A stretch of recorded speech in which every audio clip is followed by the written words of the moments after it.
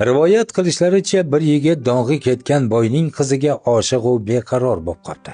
Qizning ham unda ko'ngli bor ekan.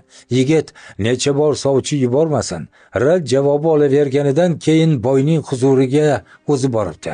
Ming bora uzr boyota debdi odob bilan. Ko'ngil ekan, aybga buyurmaysiz, qizingizni chin dildan yaxshi ko'rib qoldim. Nima shartingiz bo'lsa roziman, faqat noumid qilmang. Boy o'ylab bu betamiz yigitning adabini berish yo'lini topibdi. Mayli debdi, ikkita shartim bor.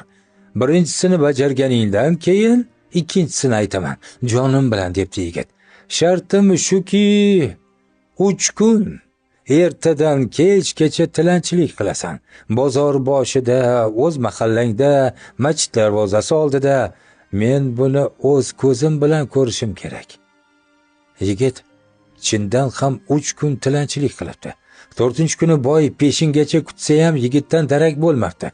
Boy izlab borsa yigit bozor boshida gadoylik qilib o'tirganmish. Ikkinchi shartim shuki deb gap boshlagan ekan, yigit aytibdi, shartingiz ham, qizingiz ham o'zingizga siylov. Odamni tirikchilikdan qoldirmang.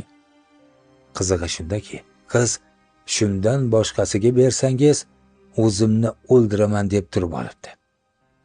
Qissadan qissa kambag'alni kamsitgan gadoyga yalinadi. Kambag'alni kamsitmang. Muallif O'tkir Hoshimov.